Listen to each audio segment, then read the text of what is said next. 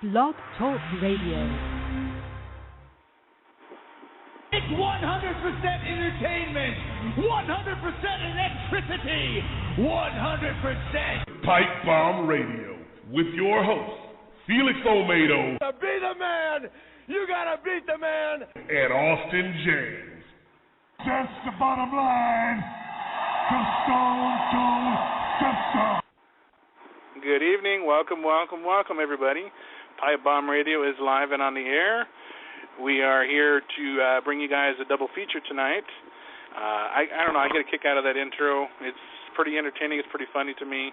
To be the man, you got to beat the man, and that man apparently is Austin. Would you agree? Absolutely, and 100% of the way. I mean, it's always been the case since I was born. You know, they told me that when that's another story. Yeah, they told you that's another story. Okay. Well, no, I wasn't going to go into detail to my birth and how I was brought into this world. I mean, I would rather leave that from. I mean, I think it's the main story. I think obviously if you're born, you know what happened. Hey, if you say so, pal. I'm not going to question that. We all live different lives. So tonight we've got two gentlemen as a part of the. You know what? I'm not going to even try to make an introduction because I will actually turn that over to Austin and AJ to kind of talk about who we have coming on. They are from the area that you guys live at. They are from the Elite Championship Wrestling. So take it away, guys. Tell us who's coming on tonight. Well, tonight we actually have on, John Saxon and his son, Sean Saxon. What's interesting about this is that, John Saxon is a veteran of professional wrestling who's been, doing this for such a long time, and he's had opportunities to go to different places, and he's turned them down because he wanted to, make his guy the own way. He didn't want to follow any rules, and basically whatever he wanted to do, he wanted to do it his way and on his time, which he's done successfully. And his son Sean Saxon is actually his boss on the Elite Championship Wrestling. So that's where the intriguing thing happens, is that his own son is the one that's basically looking over him. And it's a very interesting thing. Elite's come such a long way from humble beginnings, from starting off from the bottom all the way to the top. And without a doubt in my mind, we Elite are the number one wrestling company in the South today, bar none. But that's just my opinion. And this coming Sunday night, where there's actually a huge, really huge super show. And they've had a win last year with Matt Hardy, but this time it's going to be Hacksaw Jim Duggan's going to be there. But besides him, there's going to be a huge steel cage match. First, I believe it's the first steel cage match to ever take place at East Park Recreation Center in quite some time. And it's going to be between John Saxon, Andy Dalton, and Stan Sweetan. Stan Sweetan is actually the Elite Heavyweight Champion, and it's going to be a triple threat match. And one of the really intriguing things about triple threat matches is that you never know what's going to happen, because you don't have to be, you might be the champion, but you don't got to be pinned to actually be defeated. That's true. And don't forget, Austin, the special guest referee for that match is Scott Phoenix. Oh, yeah. Which makes the match Scott even Phoenix. more interesting. Mm-hmm. Former Pipebomb Radio guest. We've actually had him on last summer. Great guy. And besides him, another former Pipebomb Radio guest. Actually, Pipebomb Radio guests colliding on Sunday. It'll be the North American Heavyweight Champion, the NWA North American Heavyweight Champion, Byron Wilcott, versus Purple Haze. And that's going to be one hell of a match. Yeah, I'm really looking forward to that match. Purple Haze is such a great athlete, and going against Byron Wilcott, who's proven himself throughout the U.S., and it's going to be an awesome match. I really look forward to seeing how Purple Haze combats somebody with so much experience and so much, I don't know, moxie, I guess a word is what I'm looking for. Mm-hmm. But also a great thing about Sunday night is we'll have Hacksaw Jim Duggan there. Oh, and that's something. Sorry, I had to throw that obviously, you have to do that. When you mention Hacksaw Jim Duggan, that's the protocol. Somebody in the crowd, whether 50 feet away or 100, you're going to have to say that and you're going to hear it. Oh, gosh. Can't imagine how it's going to be on Sunday. They're going to hear people say, ho, ho. Imagine if the girl didn't know what the home start phrase is about. It's probably thinking it was her. Yeah, they announced it, and like the entire crowd, you could hear the entire crowd just blow up with "oh," and everybody putting up their thumbs and everything, and it was awesome. Man. I can't wait to have him there. So, without any further ado, guys, should we go ahead and give John a call? Definitely. Sure. Or I mean, was there? He didn't give you a certain time. He just said go ahead and give him a call. Awesome. I gave you his number. I believe. Yeah, I got it. I'm just making sure he didn't tell him a certain time, or he didn't expect a certain time. So, all right, let me go ahead and just dial it up here. Bear with me just a second, guys, and we will get the one and only John Saxon here momentarily. All right, just making sure. Yep, got the right number there. So, here we go. Pray for me that I get these phone systems down right. Hallelujah, it worked. What do you know?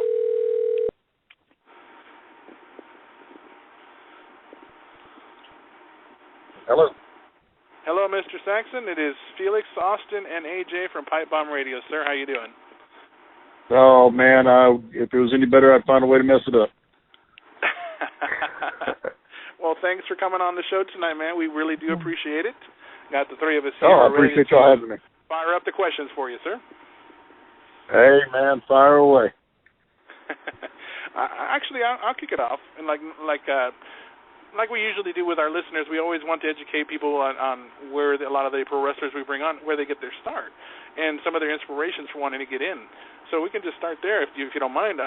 What kind of inspired you to want to pursue a career in professional wrestling? Was it something that you saw as a young child that you wanted to do, or as you got older?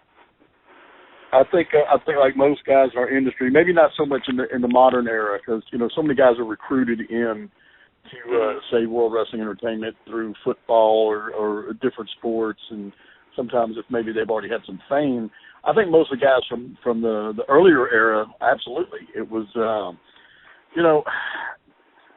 it was kind of the allure of it, I think, honestly, was watching it on TV. It was the closest thing that you had to superheroes and good guys and villains and costumes. And so I think it's probably why it attracts so many comic book people.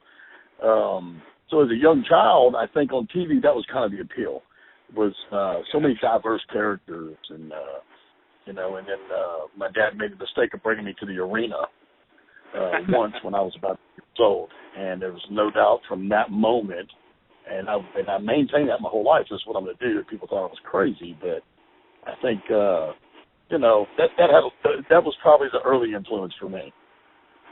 Well, that's cool. Now, going into your high school days, did you get into wrestling or any other sports that might have taken? I'm not saying taken away from wrestling, but they kind of were you into wrestling at the time when you were in high school? Because I know between being a child and then it might change a little bit. Well, the funny thing is, when I was in school, I was an athlete my whole life. I was a baseball player. I was a football player. Matter of fact, I was exceptional at both. Leaned a little more towards football, mainly because I'm just a naturally aggressive type guy. But there was no amateur wrestling where I grew up. My first introduction to that actually was in a gym class that was taught when I was younger, and it just so happens one of the kids was in the military, had relocated. He was like a 3-time national wrestling champ, and we actually got in and worked out with the guy, and I was actually the only guy in the class that could actually manipulate him. So that's where I really started learning a little bit of amateur wrestling, was just, the slight stuff, doing that, because we had no programs. So to find somebody to actually train you for that type of wrestling was just almost impossible. I believe that. Which is amazing, because living in the South, you would think it would be huge, and it's not. And you see many guys, that have been successful in professional wrestling have actually, gone on beforehand and did some high school wrestling, and there were some amazing athletes. I can name, guys like Dolph Ziggler, Brock Lesnar, and a couple others that have gone and do that, and they really benefited from it. Oh, absolutely. Well, a funny thing, this past week I was working on a show with AJ Styles, and I've known AJ since he started the business. AJ was a 2-time state amateur champ himself, and a lot of people don't know that. Another guy that I worked out with a little bit when he first started the industry was Rodney Mack, who was also, once again, he was also an amateur wrestler in high school. And I think, to me, those guys in my era had an advantage because you had to learn how to wrestle. When I started, you had to know holds. You had to know how to do a sit-out. And one of the first things they taught you was how to go in there and handle yourself. I mean, you had to legitimately be able to defend yourself. So, definitely understand that. And I know from a few others that we've had on over the years, I mean, if they were trained in that era, I'll give an example. Hiro Matsuda was quite the intimidating trainer. He would literally try to break you from wanting to want to be a wrestler, and just to prove that you can handle it. Growing up watching during the territory days, or even reading about it, I'm not sure if you watched during those times. Was there ever really a territory during that era that was more near and dear to your heart that you enjoyed watching or reading about? Sorry? Yeah, oh yeah, absolutely. I grew up in the Deep South. So I'm a Bill Watts territory guy. Actually, Leroy McGurk, when I was a kid, that was before Watts was even in charge of it. And the great thing, you go back to amateur, Leroy's number one guy was the greatest wrestler of all time, in my opinion. That was Danny Hodge. And for anybody who not familiar with Hodge, Hodge was a 4-time Oklahoma University wrestling champion. Matter of fact, his senior year at OU, he pinned every opponent that he faced. And he, what can I say? Anybody that's ever met, if you've ever shook hands with Danny Hodge, you would totally understand because nobody's better than Hodge. You can crush an exactly apple what Jim Ross would with say. one hand. Jim Ross is a big supporter of Mr. Hodge as well, definitely. Oh, absolutely. Well, and once again, there's a lot of guys out there now. Obviously, Jack Swagger was an OU guy, and supported by Ross. I'm a true believer in you should have some type of legitimate background for our industry. That's not so popular now, but when I started, it was pretty much a requirement. Somebody had to take you and start you from the ground. If you didn't have an amateur background, they had to teach you from the ground up. Hey, if you're in for the work, why not do it? You got to go in there and give it your all and see if you really want to do this or not. And it's not for everybody. Absolutely. And at this point, I wanted to ask, growing up, were you a fan of the managers of professional wrestling? Do you feel that's a dying breed? Let's just say that's not necessarily something that's around anymore. Would you like to see it come back? Who were some of your favorite managers growing up? It's funny you should say that. I think Paul Heyman's kind of squashing the theory of managers don't get over anymore.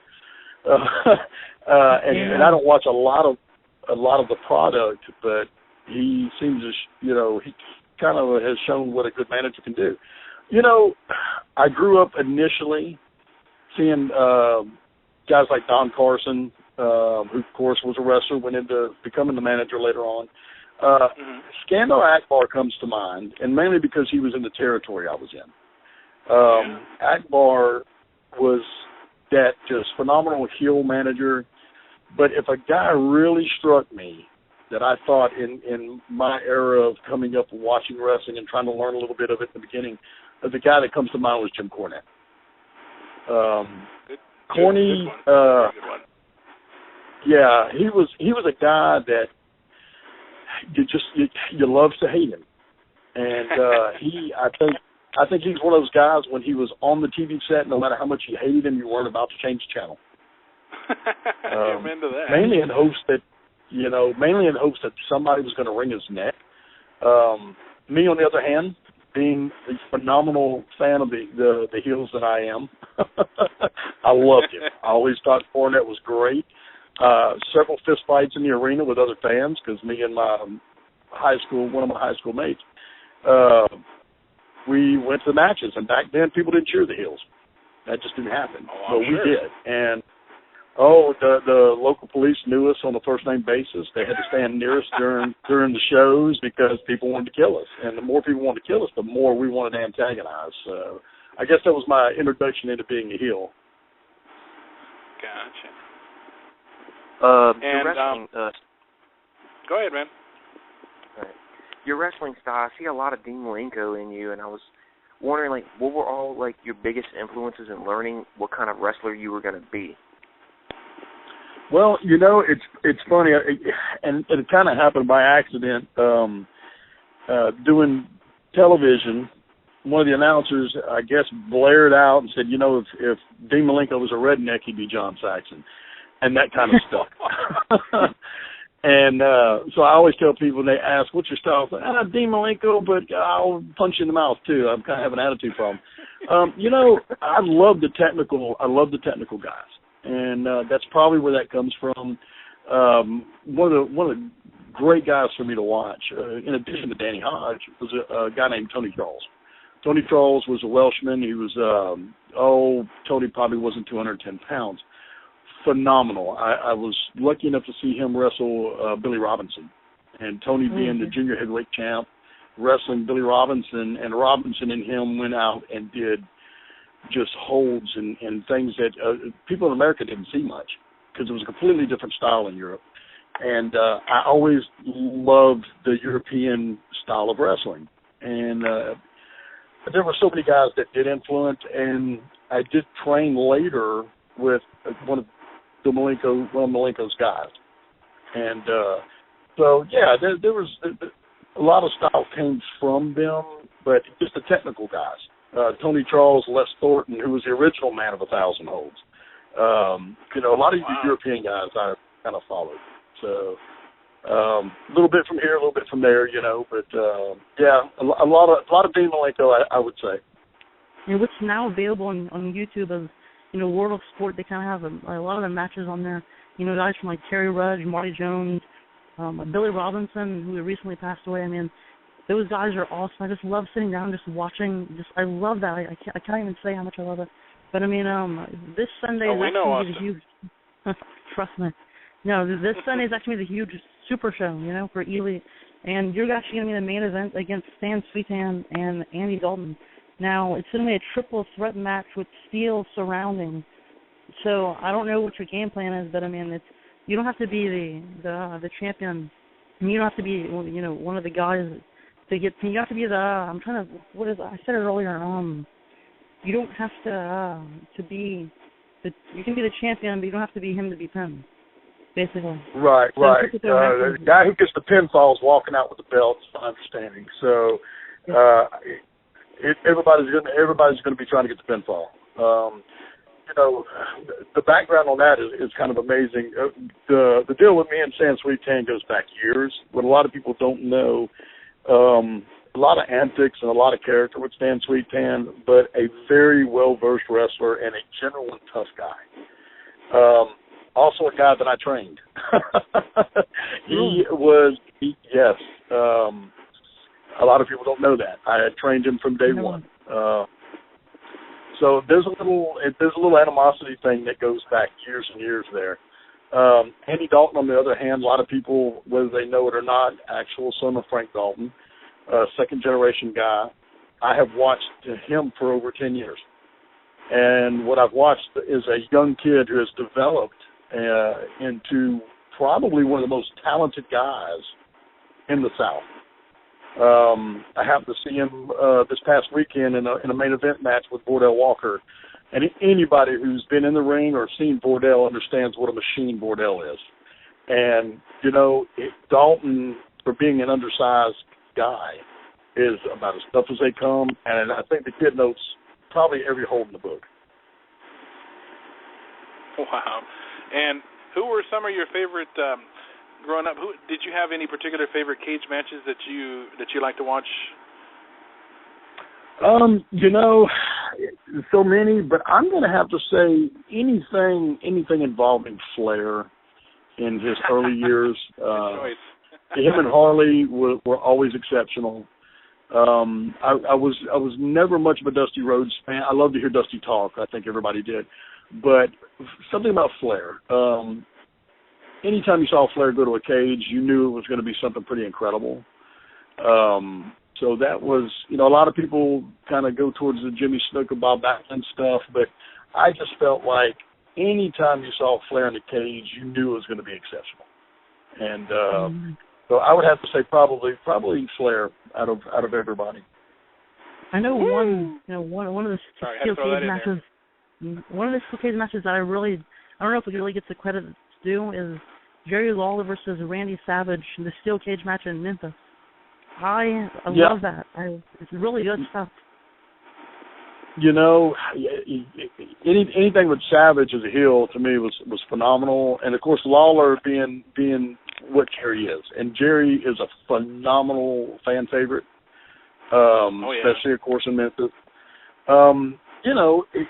It was that thing, and I think because you had at the time, during that time, you had such a territorial dispute. Because obviously Randy Savage's dad ran an opposition company to the Jarretts, and there was legitimate problems between the two, and they had, they basically did a merger to kill off the problem. But, I think that underlying kind of added a lot to that feud. And, I have to agree. That's good stuff. Anything to me involving Savage, as a heel is really good stuff. Couldn't agree more with that one. Growing up as in the wrestling business, was there ever any advice given to you that still rings clear to you to this day that you have taken with you over the years and really incorporated into your life, really? Yeah. I'm going to tell you, it's an unusual situation. As a young man, I went to work for the local Coliseum in my hometown. So, as I was venturing into the wrestling business, I had an occasion to run across guys who were involved in the larger companies. And this is one of those rare situations. WCW had bought out Bill Watt. Crockett came to town, and they did a show. Of course, I worked at the Coliseum. As the show was over and the place was cleared out, everybody's gone, I happened to walk up, and I watched a very elderly gentleman who was tearing down the ring. And as I was trying to break into the wrestling business, I started talking to him. What I didn't know is I was actually talking to Joe Blanchard. Those, and forgive me because I don't know. I know the one guy on the other end is rather young. Joe Blanchard owned San Antonio and Southwest Wrestling. He was the owner, and I got to talking to him. And what he told me, he said, "Kid," he said, "let me tell you something. I've done it all. I've wrestled, I've refereed, I've owned wrestling companies, I've owned TV," and he said, "I've done everything. If you want to do this business, I'm the best piece of advice I can give you. Do it to the best of your ability, but when the show's over, put your boots in your bag and go home." He said, "Be a wrestler. Don't do anything else." Wow. So, and I think that always stuck with me. And Joe had to be, I'm going to be honest with you, he had to be in his 70s. And I was watching a guy who had done this his whole life, and here he was, almost full circle. Probably started putting up ring, and here he was taking down ring. And that's amazing advice. It was one of those kind of defining moments because I knew, looking at it, I knew, okay, this is smoking Joe Blanchard. And, of course, I didn't know that until he told me who he was, and then it dawned on me. I was like, oh, wow, this. And I thought, wow, do I really want to do this? Because look where he's at 70-something years old. And there was still no doubt. I said, yep, even if that's where I end up, if I end up being the ring guy, then that was going to be okay, because at least I'd be in the arena and I'd be part of, what was going on. So, yep, that was one of those things that always stuck with me. So. Wow, smoking Joe Blanchard, no joke about that. He's somebody definitely very big.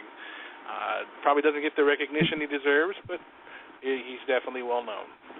So you actually, and this is really intriguing, we were talking about this before you came on, but we're going to be joined by your son, Sean, on the show in a few minutes.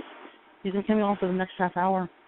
He is actually your boss at Elite. So, it's really intriguing, and I'm not just bringing up, just to mess with you or anything, but I mean, how does that play into what you're doing on the decisions you're making, while going about in that company? Right. It's a funny thing. I got asked this. This was all unbeknownst to me. I didn't even know he was given the position.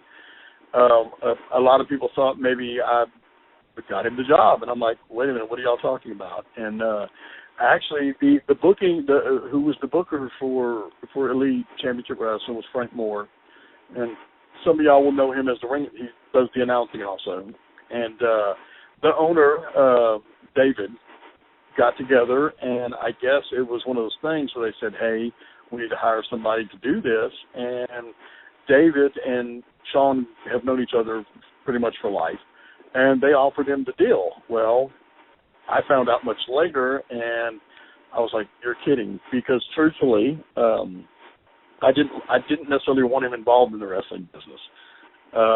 It's such a hard business, and it's full of a lot of attitude, a lot of egos, and him being the educated young man he is, he's a senior at LSU.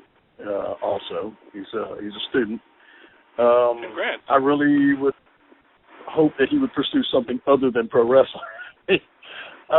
It's difficult sometimes. I'm going to be honest with you. He likes to flex his muscle at me a little bit. I think in some ways it's healthy. Other ways it's a tough business. I don't recommend it to anybody. It's made the fans, they seem to love it. They took to him immediately. So it's definitely different. I don't know of any other company that has that situation. But not to my recollection. I think it's hard also. Recently he stripped me of the title, and somehow I have a feeling that was very hard for him to do. Or maybe he's getting me back for paddling his rear end when he got in line as a kid. I don't know. One of the two. And Mr. Saxon, I wanted to ask you, do you keep in contact with your fans through social media, Facebook, Twitter, Instagram, and Austin's favorite, Pinterest? I'm showing my age here. I'm really not good with social media. I have Facebook, obviously. A lot of times what happens with the Facebook is I am not real responsive on it. One of the things I found when I was traveling in the last couple of years with TCW, a lot of fans would get very, very irate when we would do meet and greets. Hey, I tried to talk to you, and I have to let them know. A lot of times I'm not the one responding on the Facebook. I have somebody to kind of do that for me. I get on when I can, but it's rare. The Twitter thing, I probably should be doing it. I have no clue how to do that. So I'm kind of in the dark on that. Once again, they say if it's too loud, you're too old, or if you don't know how to operate something, you're too old. So I'm probably too old at this point because the whole social media thing kind of whoops me. That's awesome. And do you guys? I mean, with the upcoming show this Sunday, you know what? I think. I was going to ask you a question. I think I lost my train of thought here. Hold on one second. Well, you're probably speaking of the Super Show. This Sunday, it's going to be at 5 p.m., I believe, bell time, and you can get your tickets by going to EliteChampionshipWrestling.com. And there's so many things that are going to be happening over there. Besides the huge steel cage match with you, John Saxon, versus Andy Dalton versus Stan Sweetan for the Elite Heavyweight Championship. Paxton Duggan's going to be there. Byron Wilcott defends his North American Heavyweight Championship against Purple Haze, and so much more. It's going to be a great show. Absolutely. The lineup for Sunday, top to bottom, is incredible. Like you said, North American champ because we are an affiliate. We're a member of the NWA, and the North American champ Byron Wilcott will be there. Tim Storm will be back in action, and anybody that's been following he's a hot commodity with the National Wrestling Alliance. Just so many talented guys. Of course, Jim Duggan being back in the South is a big deal. Anytime Hacksaw can make a trip to Louisiana. I'm going to say probably next to Junkyard Dog, the biggest money draw for Bill Watt was definitely Hacksaw. So top to bottom, man, it is. We got a few young guys. Matter of fact, Scott Phoenix makes his return as a special referee in the cage. So that'll be. I think the crowd will enjoy that. So. All righty, and on behalf of Austin and AJ, we want to thank you for coming on tonight. I really appreciate you sharing your story with us and educating the fans on who John Saxon is and where he's going right now and what he's up to. Sometime in the future, we'd love to have you come on back, and we'll do a part 2 with you and give you a full hour and get more in depth with you as far as what your whole start in the wrestling business, people you've met, who you'd like to wrestle, and so forth. If you're up for that. Absolutely, guys. Anytime. I really appreciate y'all having me on, and I would love to come back, give a little more history of my career, and kind of let people know where I'm from, and kind of let you know where I may be going this year. So some big things on the horizon too. So, but anytime, guys. I really appreciate y'all having me on. Not a problem. It was definitely fun to chat with you, and we will be talking to you again real soon. Absolutely. Sounds good. All right. Have a good night, sir. All right. Thank you. Bye-bye. Well, there you have it, folks. John Saxon. What do you guys think? I love it was pretty interesting. It's always interesting to talk with John about his wrestling history, and like I said before, it was kind of difficult for me to know what I wanted to ask him because I talk to him all the time. Yeah. It's always good to hear it, though. Definitely. I mean, there's so much to talk about with a show like Sunday. It's going to be amazing, especially with him in the main event. I mean, that's some intriguing things. I mean, people might not think. I mean, just with a triple threat match, there can be so many options for what might happen. No doubt, man. I enjoyed it. It sounds like he's definitely a good storyteller, and part 2 will definitely be on the horizon. If not later this year, definitely first part of next year. We'll see where it goes. Now, next we're actually having on his son, Sean, who's actually his boss, believe it or not, at Elite Championship Wrestling, NWA. Now, with him, didn't you say that there was a specific time that we were gonna call him? Yeah, we were supposed to call him, I mean, at the 30 mark, the half the hour. Oh, okay, my bad. I thought you said something like 35 or 45. My bad. Okay, that's fine. I will go ahead and place the call here to Sean, who is the general manager, the GM of Elite Championship Wrestling. Hopefully I didn't say that wrong. Is that correct, guys? That was right. Okay, just making sure. And I'm just going to go ahead and dial up the number here. And we should be on our way here momentarily. Here we go.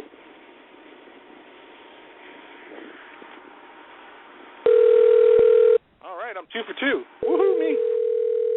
You're on a roll. Bum. There we go. Hello, Sean. Hello? Yeah. Hi, this is Felix, Austin, and AJ with Pipebomb Radio. How you doing? I'm great. How are you guys doing tonight?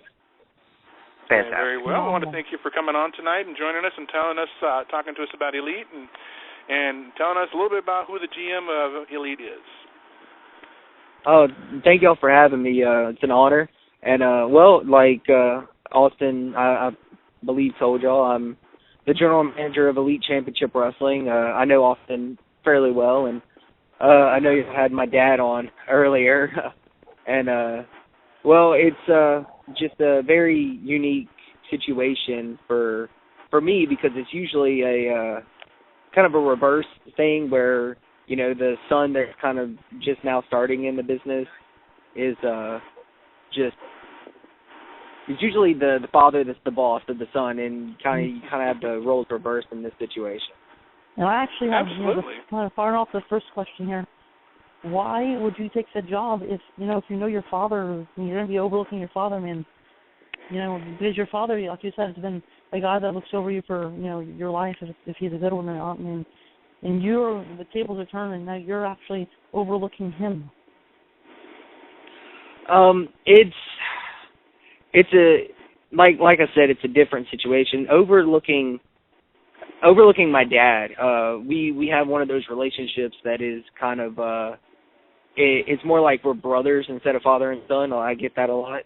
And looking at me in a position of power to kind of put him here or put him there in this match, or we're going to go this way with him, is difficult because I'm not trying to play favorites, and I have to treat him like he's just another employee. And does it affect our personal relationship? In a way, it does. And like, for example, I had to make an example of him a couple months ago where I told him if he, of course, did a certain thing, I would have to take action, and I had to strip him of the title, and that's what I did. And I'm coming into this position to where I cannot, just because he's my father, I can't give him favors. I can't make him feel like he's special in any kind of way. I have to treat him like he's everyone else. Very well said. And growing up as a fan of professional wrestling, who were some of your favorites to watch on TV? And also, what age did you start watching, if you don't mind me asking? I started watching wrestling around the time my dad actually broke into the business, and I was around 4 or 5 years old, and it's because of him that I love wrestling. And when I was a kid, it was usually, I grew up in that 90s era, so it was more Stone Cold. It was either, back in the day, it was either you watch WWE or you watch WCW. Well, me being a smart kid, I would watch WWE, and then I would catch the replay of WCW until I fell asleep at night. That's smart move. So that's what I would do. All right. But growing up, I mean, go ahead. I'm sorry. No, it's okay. You were saying. Growing up, I was of course a Stone Cold fan. There was no one. I believe there was no one better than Steve Austin. And when I was at WrestleMania 30 and he came out, it was like I was an 8-year-old kid again. I couldn't believe it. I was actually there, and I'm like, I could not. That night in general was so. It was. I don't know. I can't explain. It's one of those things that I get caught up on talking about it because it was so surreal. Like, you get the start of the show, Hulk Hogan comes out, and then Stone Cold comes out, and then The Rock comes out. I wasn't ready for that, but it was insane. It was the craziest moments ever because just that feeling of being there with 3 of those main guys. Those 3 icons of professional wrestling, and especially in WWE, probably the top 3 guys ever. It was a really cool moment. And Hulk Hogan forgetting where he was, brother. Yeah, and then forgetting, and forgetting the Superdome. That's right. And as a fan, I know you and Austin, Sean, were both saying that you guys had been there to WrestleMania. I just got to make a comment on that, saying, was this? I know it was Austin's first. Was it your first WrestleMania too? It was my first WrestleMania and only my second live WWE event. The reason I asked and I didn't go to. It's an addiction. I know when you're out there, you get in there and with the crowd and so many thousands of people in there, and it's like an electricity you've never felt, and you want to just keep. Right. You want to just stay there, freeze that moment in time. Trust me, I've been to 6. I know. Right. Yeah, when I was there, it was just so surreal, and I got to go with one of my best friends that I've known for 15 years, and when we were kids, that's all we cared about was wrestling. And the memories of that, just the whole experience and the whole weekend actually, leading up to the actual pay-per-view was just surreal. It was, I didn't believe I was going until I was literally in my seat watching the first match. And remember that second to last match. The third to last match. Remember that, Felix? When the Undertaker lost. No, actually, I forgot about that one, and the fact that you brought that up, I'm gonna have to frown at you now. Thank you. You had to bring it up. I've had a good time until you brought that up. Send me one of those emoticons, whatever what are they called? Emotions? Emocons? Yeah. Yeah. We get your point. Ask your question. That was only a question, but for Super Show, the Super Show is this Sunday night, 5 p.m. And I've said before, EliteChampionshipWrestling.com if you want tickets. And not only is Hatchet Dungan's going to be there. Byron Wilcott defends his NWA North American Heavyweight Championship against Purple Haze, and your father will be in the main event match against Andy Dalton and Sam Sweetan for the Elite Heavyweight Championship. Now, with Scott Phoenix as a special guest referee, I keep forgetting that. Now, will you be overlooking that as well? Yes, I'll be overlooking that match particularly because Stan Sweetan has a habit of weaseling his way into situations and out of situations. The reason that I have it set up the way I do is because I believe with Scott Phoenix as a special guest referee, nothing's going to go awry. That way I have authority inside a confined ring that I can trust. And I've been told or asked, why would I put my father in a match like that? Why would I do that to my own dad?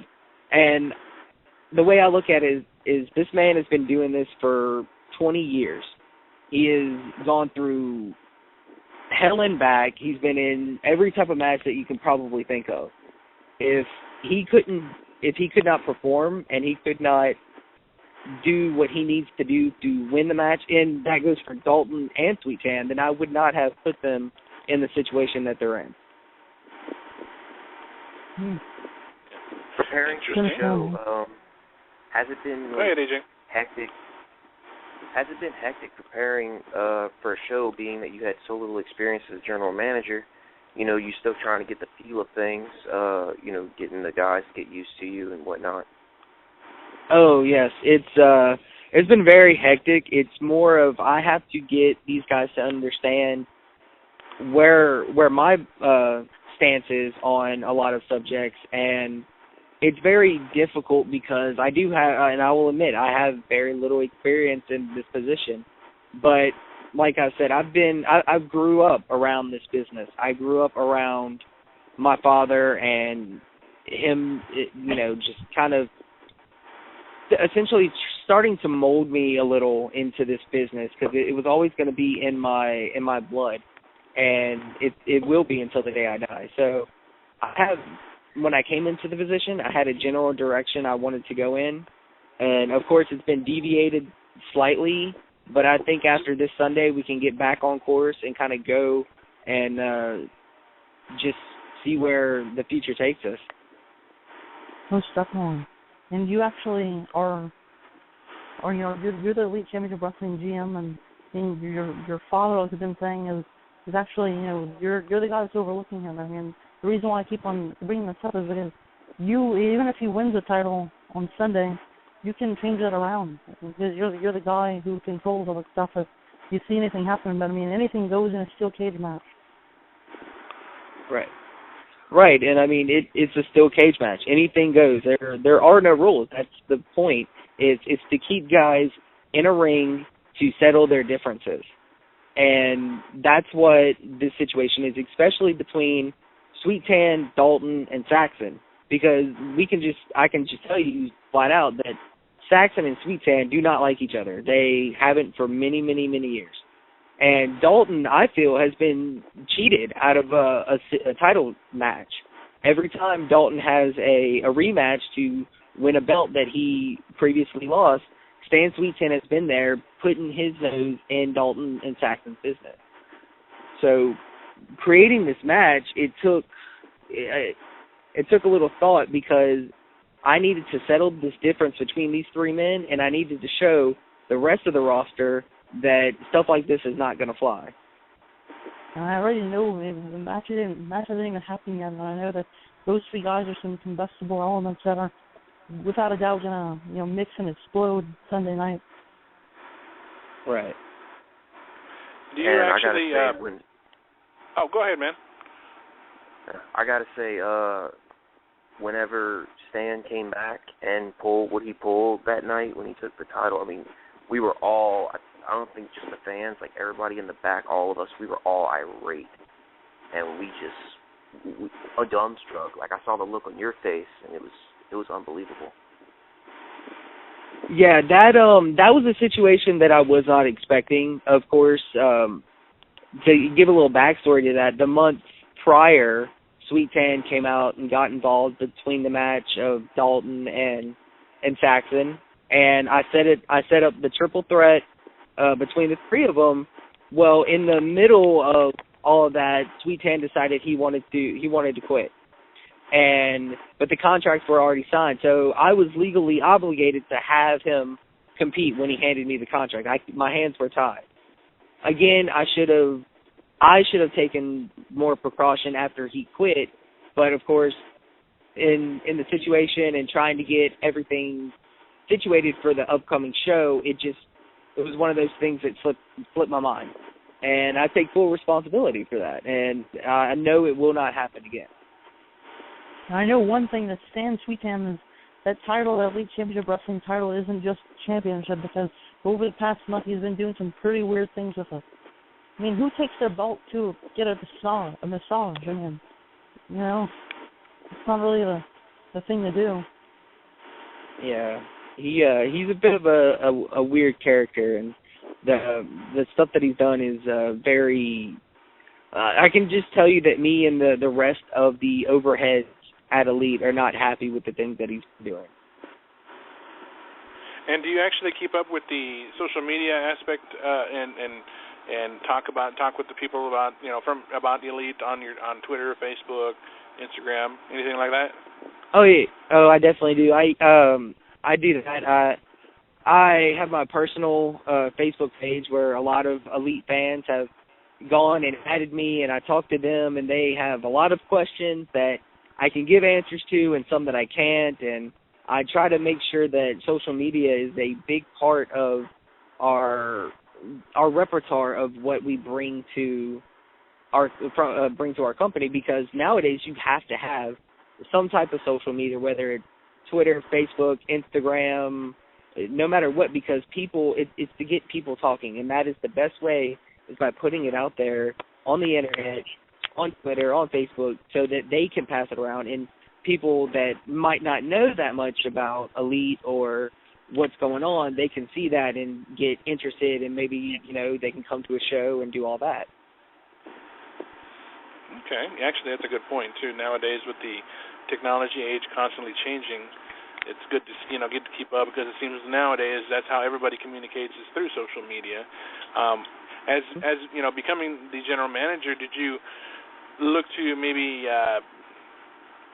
this may come off sounding silly, but in reality, I mean, you're the general manager, so I mean, do you ever look at prior general managers, say from we can use WWE as an example, look at other people who had been GM and try to see if you can maybe model your style towards them, a little bit like them, or were you more about creating your own version of what you think a GM should be? Does that make sense? Yeah, it does. I kind of, a little bit of both, I guess I can say. I kind of look at previous GMs from WWE, even when my father was the GM of Elite before I was.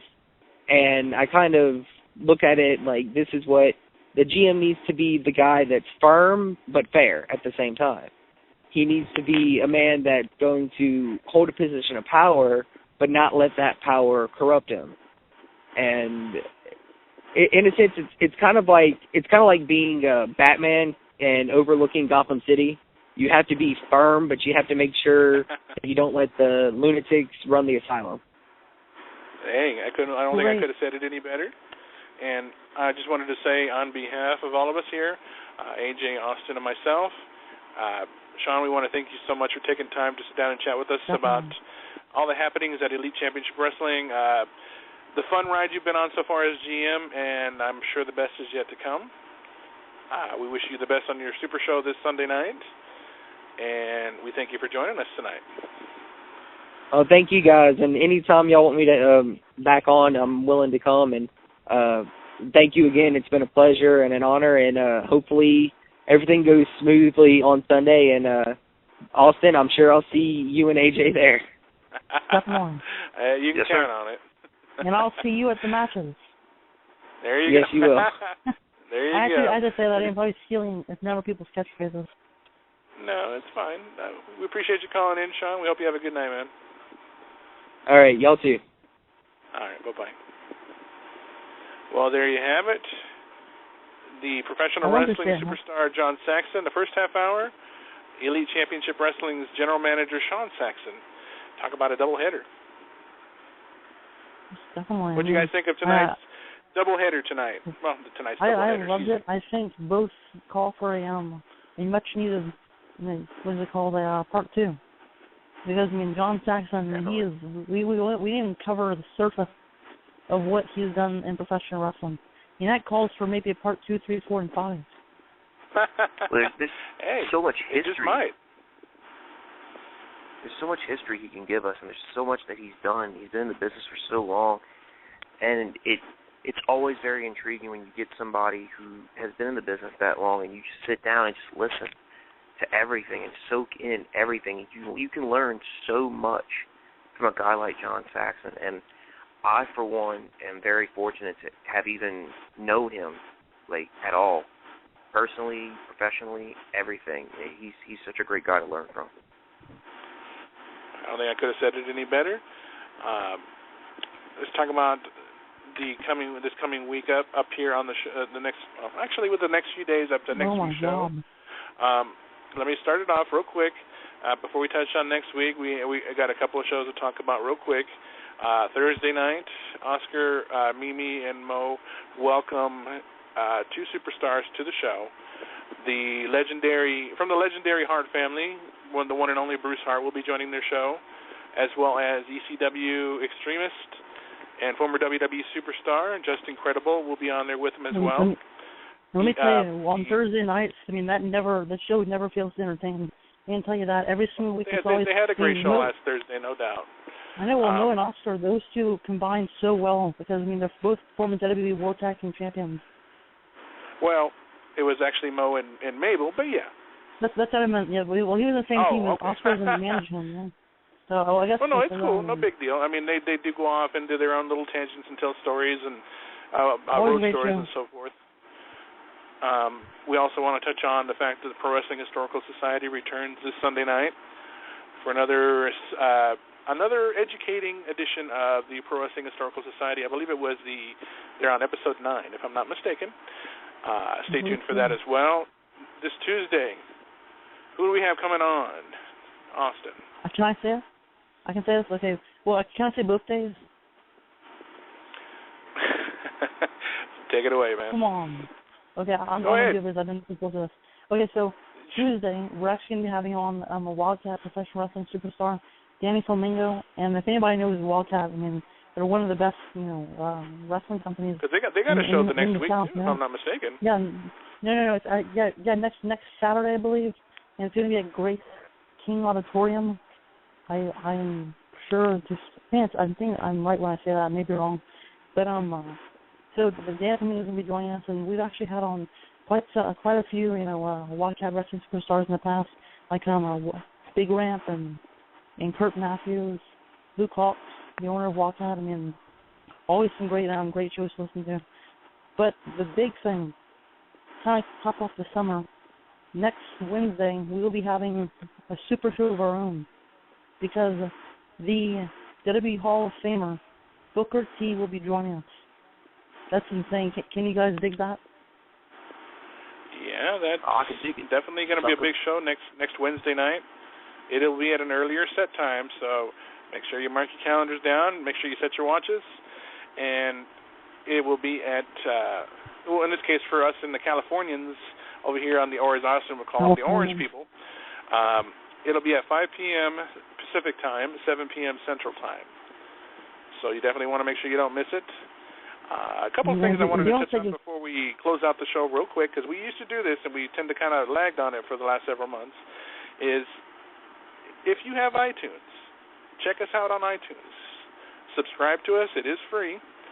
Give us a rating. Tell us what you think. If we suck, tell us we suck.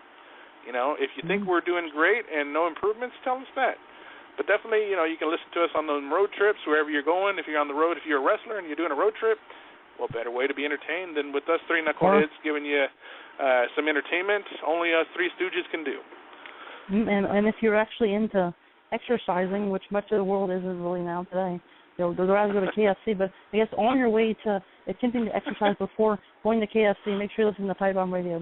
Many interviews are on there, like Blackjack Mulligan, Tito Santana, Kevin Von Erich, and so many more. And I have no appetite. Absolutely. What? Well, you know what though?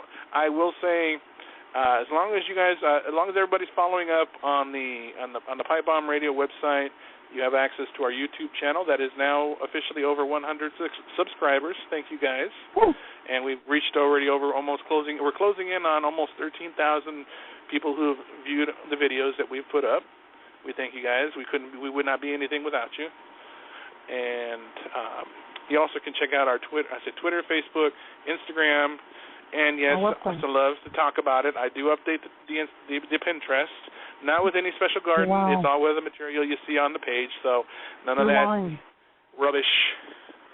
No, and besides that, if I posted any of that kind of stuff, it would be on my own personal account. It would not be on the Pipebomb Radios. That's for sure. That's totally different. What's I love that? your I said I love the apples and oranges that you grow up. I am. Well, hey, gotta keep it separate.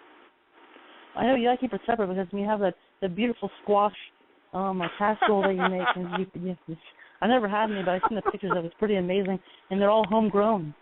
AJ, you should start doing that too. Oh, God. I think I might. I wouldn't. But we've got a busy week ahead of us, guys. Hang in there with us. You know what? I'm going to make an official statement about some going-ons that you guys might have seen. It's already been cleared up through the social media, but there had been some people who may or may not have followed our personal pages who follow us. There had been speculation that Austin would be leaving the show. That was speculation, but you know what? I'm clearing it up now. That is only speculation. That's not something that's going to be happening anytime soon. If anything happens, we will report it on our social media to let you guys know what's going on. As of now, everything is in good standing. Everybody's doing their thing. Our shows will continue, and with no end in sight. With that, we look forward to the busy week ahead of us. Next week's show continues, and we hope you've been enjoying our Three Stooge circus we have here. It's been kind of fun. I can't lie. It's been entertaining to say the least. Well, and any final comments, guys? You never know what's going to happen when Three Stooges are around a pipe bomb. Yes, sir. Certainly. I can't do it like Curly, but I'm not going to try. No. I can't say I do any better, and I'm a professional actor. Oh, there you go. See? I like to think I am. Well, if there's no further comments, any last questions, anything else that need to be stated, I just want to thank you guys all for joining us tonight on behalf of AJ, on behalf of Austin, and myself for Pipebomb Radio. We'll see you guys next week, and as always, keep your feet on the ground and keep reaching for the stars. Good night, everybody. Good night, guys. Good night. Bye, man.